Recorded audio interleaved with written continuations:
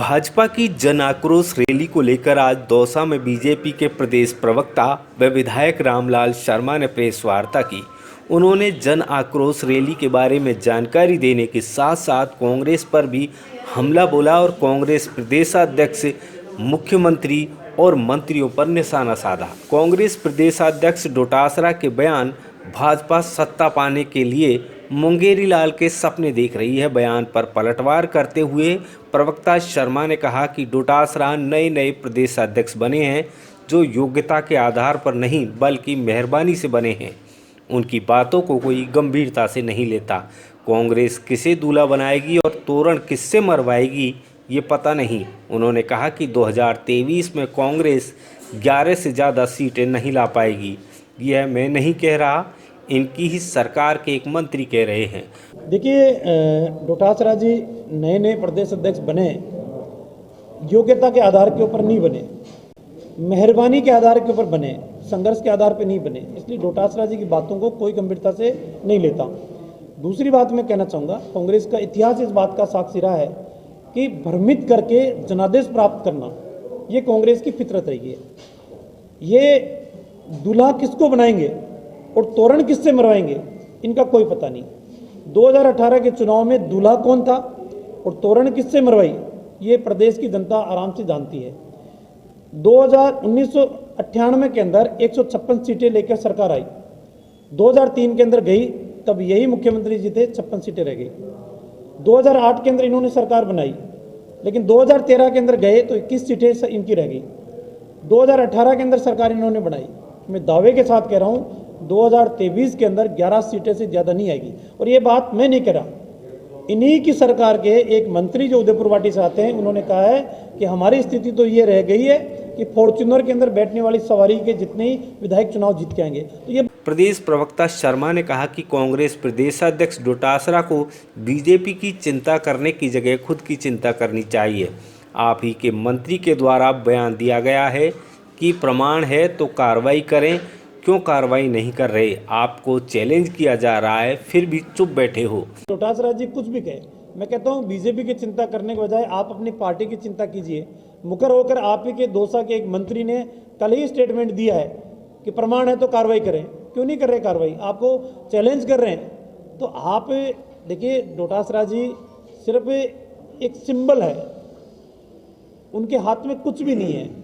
जितना उनको कहा जाता है उतना ही वो काम करते हैं। वो अध्यक्षीय अधिकारों का उपयोग भी नहीं कर सकते। उन्होंने कहा कांग्रेस भारत जोड़ो यात्रा निकाल कर नाटक कर रही है। ये भारत जोड़ो यात्रा निकालने की नाटक कर रहे हैं, लेकिन भारत को तोड़ने का काम क्यों किया? किसने किया? पंडित जवाहरलाल नेहरू की प्रधानमंत्री बनने की प्रबल इच्छा या पद लोलुपता जिनको कहें, उन्होंने देश को तोड़ा। जिन्ना की प्रधानमंत्री बनने की इच्छा शक्ति ने इस देश को तोड़ा। गांधी जी ने कहा था कांग्रेस एक मिशन था देश को आज़ाद कराने का, अब कांग्रेस को समाप्त कर देना चाहिए। क्यों जनता को, क्यों देश की आवाम को आपने गुमराह करने का काम किया? संविधान के अंदर लिखा हुआ है भारत एक अखंड देश है, लेकिन क्या कांग्रेस के शासनकाल के अंदर भारत अखंड बन पाया?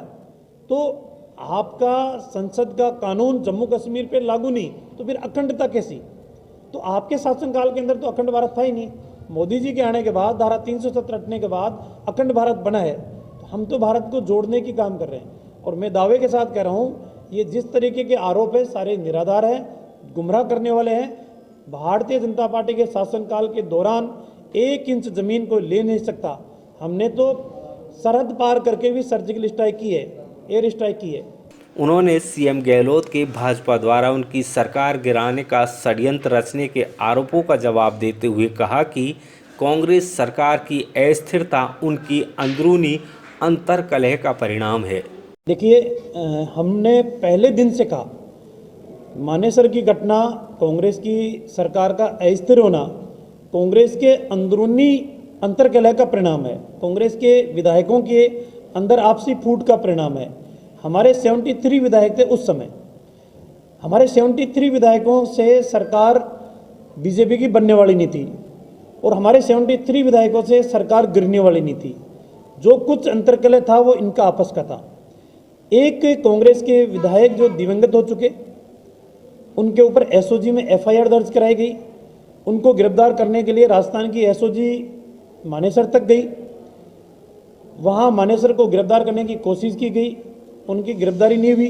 कुछ दिनों बाद में जिनको एसओजी मानेसर तक ढूंढने के लिए गई, वो मुख्यमंत्री जी के साथ चाय पी रहे थे।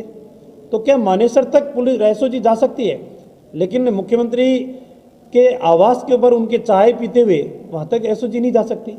नंबर एक। फिर प्रदेश के मुख्यमंत्री जी कहते हैं कि मेरे पास प्रमाण है कि हमारे विधायकों ने इतने पैसे लिए। आपके पास प्रमाण है, आपके ही प्रदेश अध्यक्ष हैं, आपकी मेहरबानी से प्रदेश अध्यक्ष वो बने। सबसे पहले तो प्रमाण वाले विधायकों को पार्टी से आप निकालने का काम करें, और फिर प्रमाण है तो आपके पास पुलिस है। अगर भ्रष्टाचार किया है, गबन किया है, इस तरीके के कृत्य में शामिल है, आप उनके खिलाफ एफआईआर दर्ज कराइए, उनको जेल की सलाखों के पीछे भेजिए। अगर बीजेपी के किसी व्यक्ति का इन्वॉल्वमेंट है तो आपकी सरकार है, आप कार्रवाई कीजिए।